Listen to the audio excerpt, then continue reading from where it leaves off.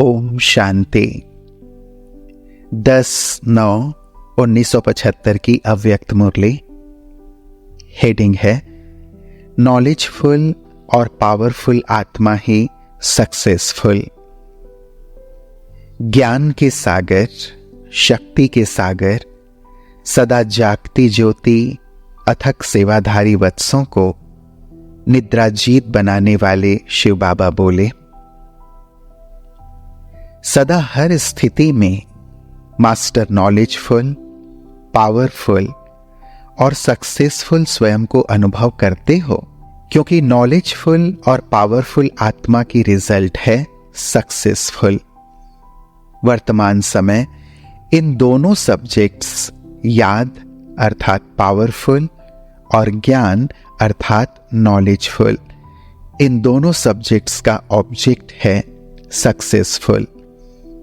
इसी को ही प्रत्यक्ष फल कहा जाता है।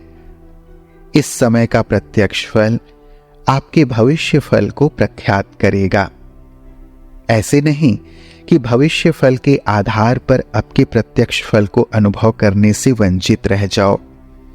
ऐसे कभी भी संकल्प नहीं करना कि वर्तमान में कुछ दिखाई नहीं देता है, वह अनुभव नहीं होता है, वह प्राप्ति नहीं होती है। यह पढ़ाई तो है ही भविष्य के। भविष्य मेरा बहुत उज्जवल है, अभी मैं गुप्त हूं, अंत में प्रख्यात हो जाऊंगा। लेकिन भविष्य की झलक, भविष्य की प्रारब्ध व अंतिम समय पर प्रसिद्ध होने वाली आत्मा की चमक अब से सर्व को अनुभव होनी चाहिए। इसलिए पहले प्रत्यक्ष फल और साथ में भविष्य फल। प्रत्यक्ष फल नहीं तो भविष्य फल भी नहीं। स्वयं को स्वयं प्रत्यक्ष भले ही ना करें, लेकिन उनका संपर्क, स्नेह और सहयोग ऐसी आत्मा को स्वतः ही प्रसिद्ध कर देते हैं। यह ईश्वरीय लॉ है कि स्वयं को किसी भी प्रकार से सिद्ध करने वाला कभी भी प्रसिद्ध नहीं हो सकता। इसलिए यह संकल्प कि मैं स्वयं को जानता हूं कि मैं ठीक हूं, दूसरे नहीं जानते व दूसरे नहीं पहचानते, आखिर पहचान ही लेंगे, वह आगे चलकर देखना क्या होता है। यह भी ज्ञान स्वरूप, याद स्वरूप आत्मा के स्वयं को धोखे देने वाली अलबेलेपन की मीठी निद्रा है। ऐसे अल्पकाल के आराम देने वाले व अल्पकाल के लिए अपने दिल को दिलासा देने वाली माया की निद्रा के अनेक प्रकार हैं। जिस भी बातों में अपनी प्रारब्ध को व प्रत्यक्ष फल की प्राप्ति को खोते हो, तो अवश्य अनेक प्रकार की निद्रा में सोते हो। इसलिए कहावत है, जिन सोया तिन खोया, तो खोना ही सोना है। ऐसे कभी भी समय पर सफलता पा नहीं सकते, अर्थात सक्सेसफुल नहीं बन सकते। सारे कल्प के अंदर सिर्फ इस संगम युग को ड्रामा प्लान अनुसार वरदान है। कौन सा संगम युग को कौन सा वरदान है? प्रत्यक्ष फल का वरदान सिर्फ संगम युग को है।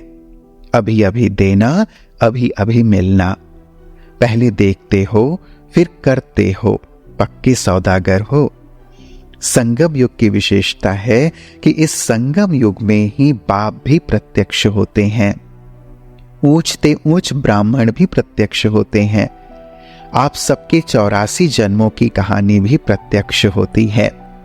श्रेष्ठ नॉलेज भी प्रत्यक्ष होती है। इस कारण ही प्रत्यक्ष फल मिलता है। प्रत्यक्ष फल का अनुभव कर रहे हो।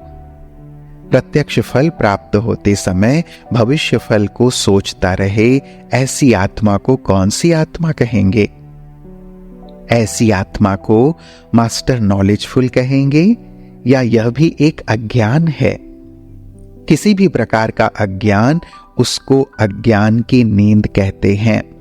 अपने आप को चेक करो कि किसी भी प्रकार के अज्ञान नींद में सोए हुए तो नहीं हो, सदा जागती ज्योति बने हो। जागने की निशानी है जागना अर्थात पाना। तो सर्व प्राप्ति करने वाले सदा जागती ज्योति हो। सदा जागती ज्योति बनने के लिए मुख्य कौन सी धारणा है, जानते हो? जो साकार बाप में विशेष थे वह बताओ। साकार बाप की विशेष धारणा क्या थी? जागती ज्योति बनने के लिए मुख्य धारणा चाहिए अथक बनने की। जब थकावट होती है तो नींद आती है। साकार बाप में अथकपन की विशेषता सदा अनुभव की।